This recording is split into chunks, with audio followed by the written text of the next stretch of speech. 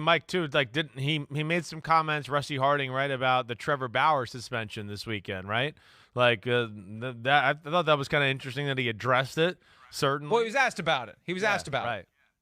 So, and his response, hey, I think he should have just dismissed it altogether. It has nothing to do with us. It has nothing to do with us. I'm not even talking about that. It has nothing to do with it. Yeah. Go read the. I would have said go read the reports about what Trevor Bauer allegedly did. It is apples and oranges. It is two different universes. It has nothing to do with us whatsoever. Instead, he tried to wade into this idea of it has no logical connection and there's no. Well, yeah, it does have a logical connection. Well, first of all, logic doesn't matter. What matters is PR. And the logical connection is Major League Baseball has imposed a 2-year suspension on Trevor Bauer for sexual misconduct.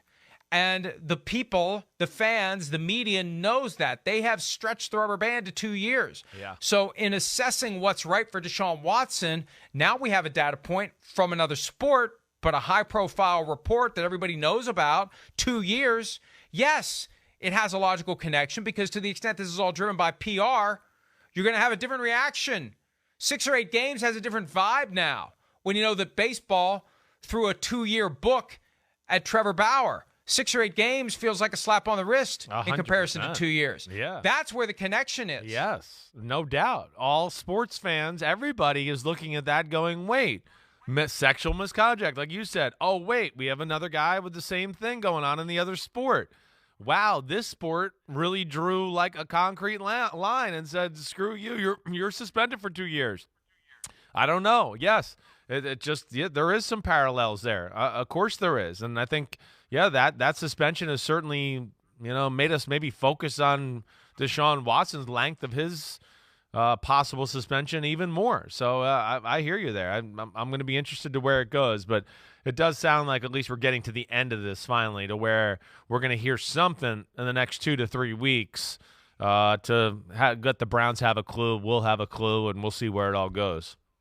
And here's the reality, and I'm not going to get into the Trevor Bauer allegations. They're very graphic. They're very disturbing. They're out there if you want to go find them. But the similarity is this: consent, and whether and to what extent someone exceeds the consent, express or implied, in the activities.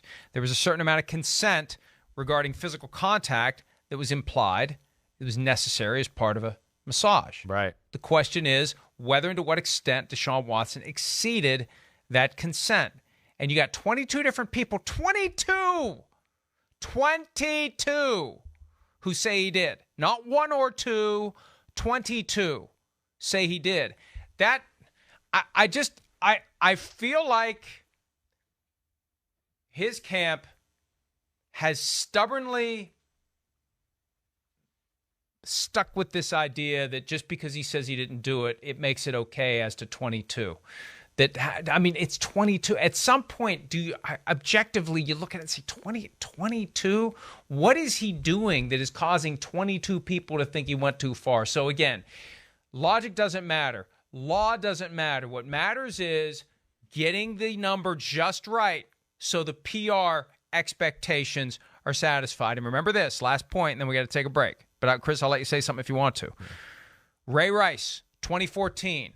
What happened? The league didn't go far enough. What happened? It almost brought down the commissioner. And since then, I feel like he's been determined if he's going to be accused of anything, it's I went too far. Right. Not I didn't go far enough. Agreed. I'm never going to find myself in a situation again where I'm accused of not going far enough because it almost cost me my job in 2014. So I'm not going to do that again.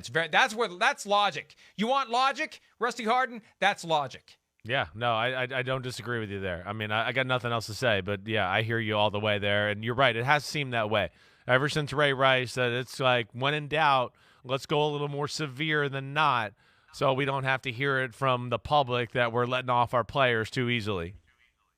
Ezekiel Elliott, never arrested, never charged, never even sued. 6 games for domestic violence. That was the harshest of all. And he had a former girlfriend who was motivated to cooperate with the NFL. Well, these folks have cooperated with the NFL. And again, we'll see what the NFL decides. But remember, it is a PR exercise. The entire personal conduct policy is premised on PR, getting people to not be upset with the league for doing nothing when these kinds of allegations are made against players and others in the NFL. Hi, I'm Mike Tirico, and thanks for watching. Make sure to hit subscribe for the latest news and highlights from NBC Sports.